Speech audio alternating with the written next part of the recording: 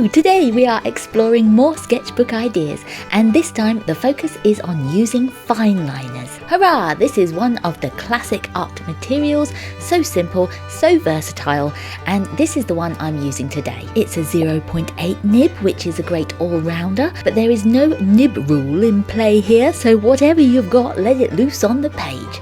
As extras, I have a pencil, a ruler, and for one idea later, I have some water, but these are optional, and therefore, as long as you've got a fineliner type of pen in reach, we're good to go. Onwards, art noodlers, let's make some oh-so-fine lines.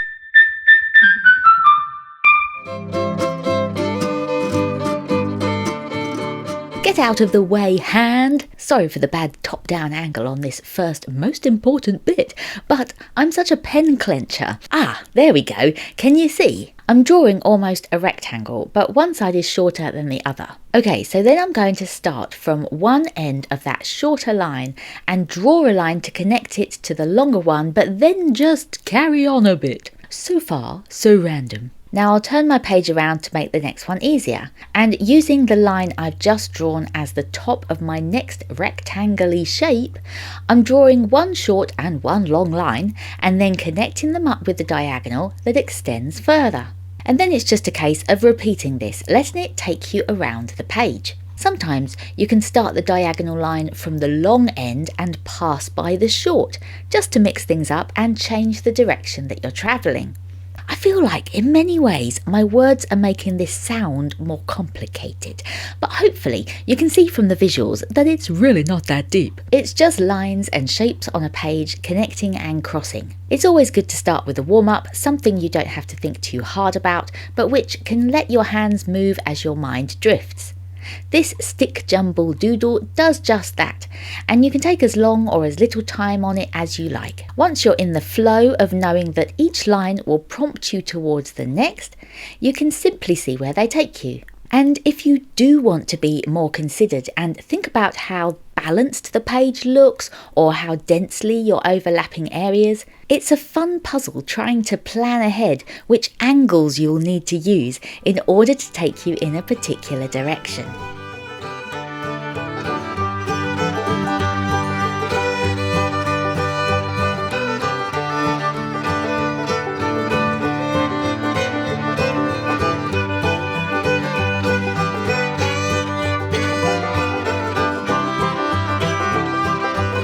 When you want to stop, there will no doubt be a line that you can connect your final line to. And then, if you fancy it, you can perhaps shade in some of the shapes or spaces. I decided to pop some simple patterns into mine, such as straight lines, dots and stripes.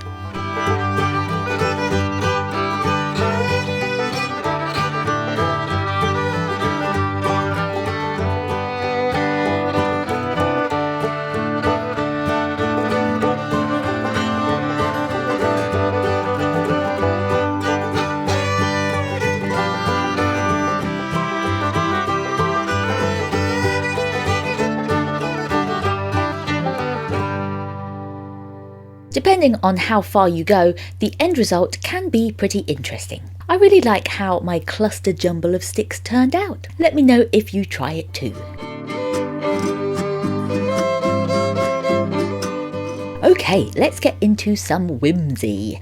I'm using a pencil to draft my main shape here, but if you want to go straight in with a pen, you just go for it. I'm drawing one central line downwards, starting from about 2/3 up the page. Then I draw a second line beside it, which starts a little lower down. I connect up those top points with a diagonal line. Then I draw another line on the other side of the centre line, but which starts lower down again.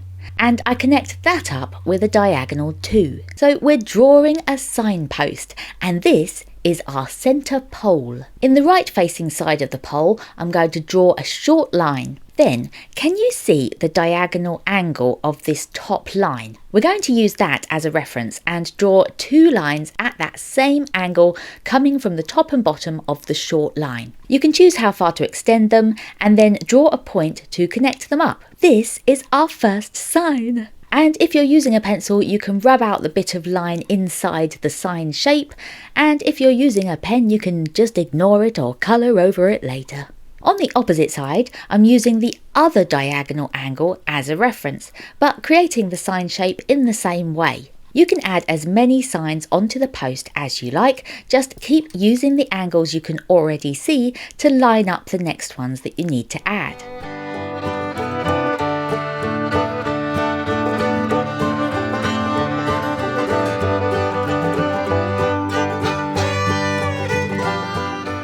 Now this is the satisfying fine liner bit. Firstly, let's outline everything. Don't worry about making your lines perfect, they're better to be a bit wibbly for this. A wooden post would be a bit gnarly and rough, so put a bit of wobble in your lines to reflect this. If you go a bit wrong, like here where my pen just dropped off the line, it's okay. I figured this could just be a notch in the wood.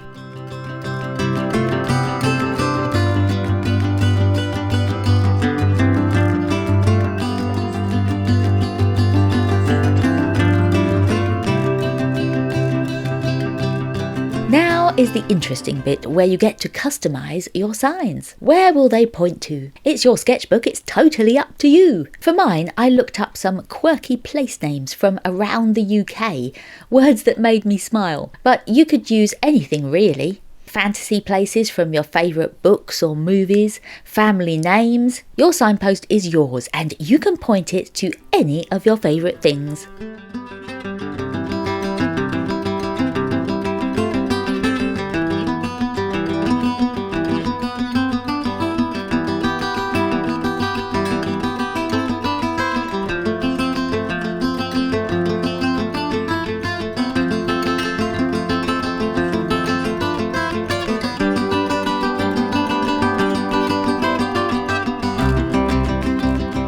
Once your signs are done, you can choose whether to shade in your signpost more. I added in some shading and wood grain textures on mine, and then you can decide where your signpost is positioned. What's the landscape that it sits in? Is it a busy town, on the edge of the sea, amidst rolling fields or a desert? Is your drawing going to be more illustrative or realistic? For myself, I chose whimsy, as ever, and a more doodly style. So I'm drawing lumpy hills and clouds and adding in some bold patterns. And I really like how it came out. Would you try this one? If so, I'd love to know what things or places your signs pointed to, or what background you placed your sign into. Let me know in the comments.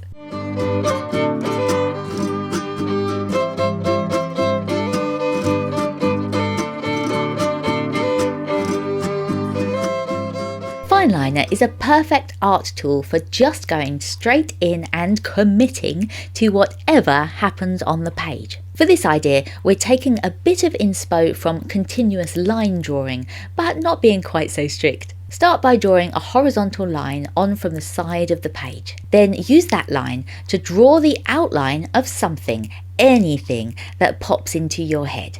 My first one here was some kind of big jar or pot. I don't know. Then once done, take the line back to horizontal until it leads you to drawing the next shape.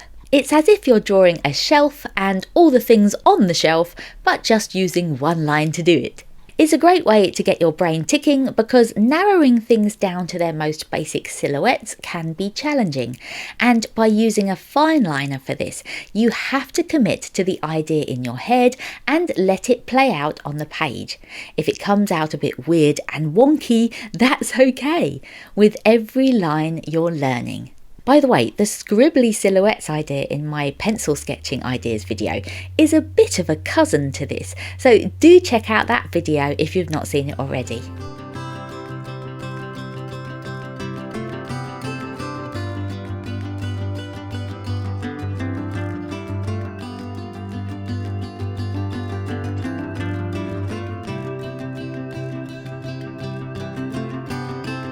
As you near the other side of the page, pull the shelf line downwards and then change to flow in the opposite direction.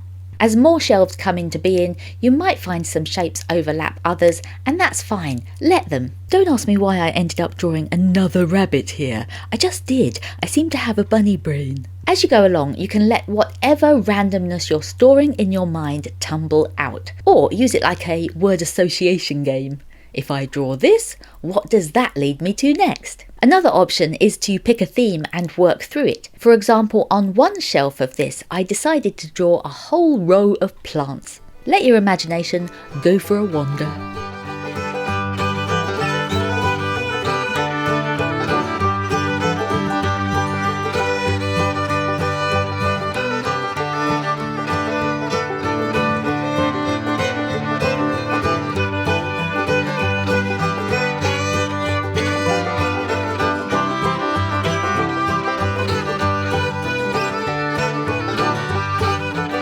On the bottom row of this, I had some really odd shapes emerge. I tried for a butterfly and it was pretty wonky, and the teapot and the watering can at the end looked interesting.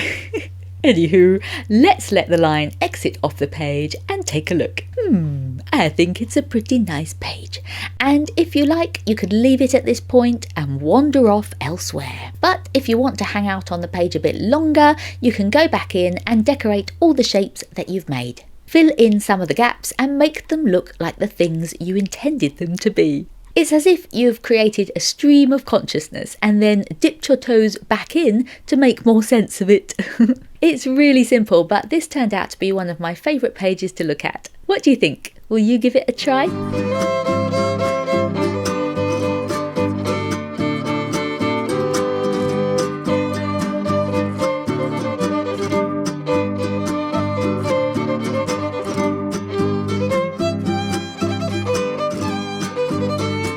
Okay, so pause here for a second because yes, I thought I'd pressed record, but apparently not. And we're coming in a little late on this one, but not by much, so let me catch you up. First, I drew a rocky lump at the bottom of the page. Then I drew a box sitting on top of it and put a triangle on top of that. I drew another box beside the first, and I was just drawing a third, and oh, we're back in the game. Yeah, so as you can see, this one starts with simply drawing boxes next to each other. On a couple of the narrower boxes, you can throw a triangle on top, or even a little uppy, downy, battlementy bit. Do you know what I mean? Essentially, this arrangement of simple boxes is going to become your very own castle, so you can add as many turrets and towers as you like. Granted though, right now it looks a little bit vacant. So let's add on some windows, doors and bricky textures to get a feel for the potential.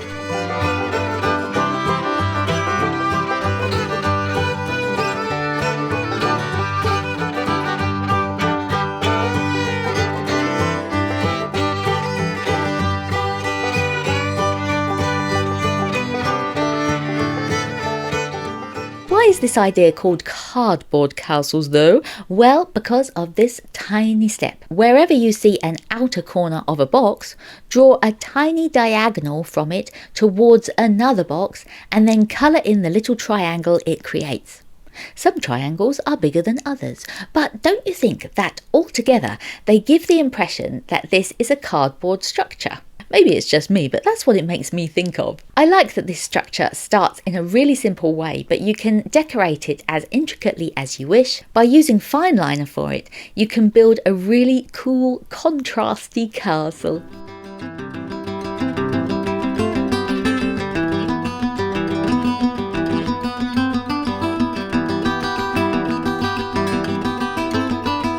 Is this a staircase or a helter-skelter? Answers on a postcard.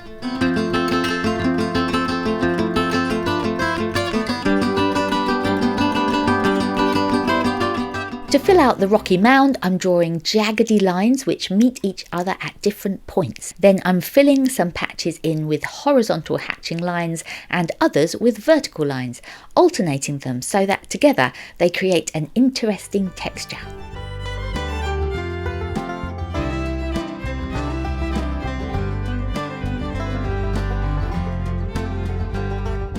To finish, I deepen a few of the rocky lines and add a swish of air stuff behind the castle. What can I say? I followed the yellow brick whim and now here we are. This turned out to be one of my favourite pages and I want to draw more buildings in this cardboard style. What do you think?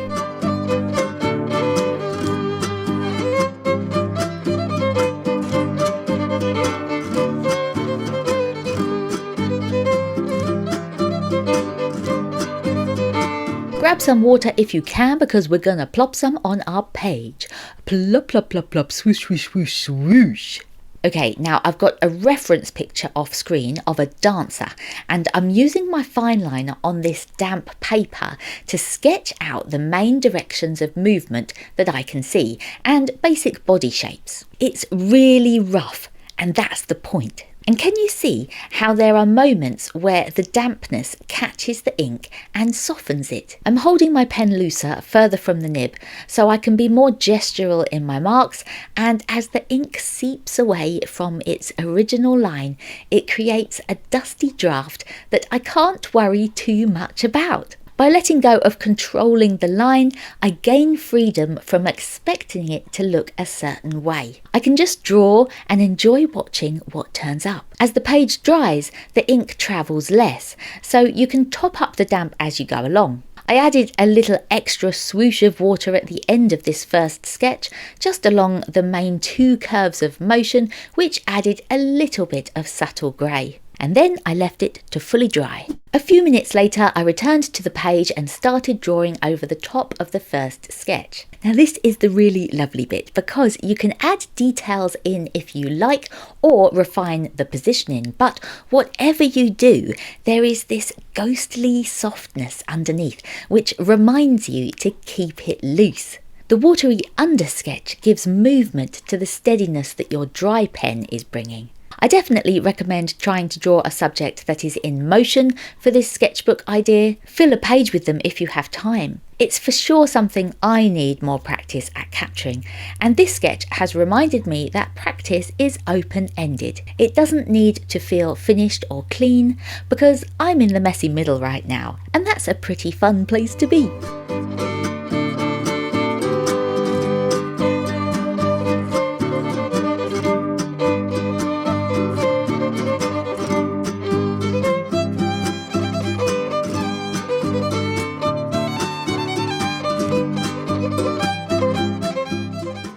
Finally, this was an idea that didn't quite turn out like I imagined, and so I didn't make it one of the main 5 suggestions, but it's here as a bonus instead. Draw a circle in the centre of the page, then draw some randomly sized sections around it, so it looks a bit like a sun with chunky rays. Then fill the shapes with Fineliner patterns and textures. It's like a swatching practice page, but just not in square boxes. And it's handy because it pushes you to think up different ways that you can fill the spaces just by using Fineliner. And later you can use it as a reference if you're ever stuck for what shading to use. In the centre of mine, I used scribbles and then deepened them on one side to practice the values. Scribbles always look so good, don't they? Then I tried vertical hatching, cross hatching, some dash patterns and wiggles, thinking about making the patterns change as they got further from the centre.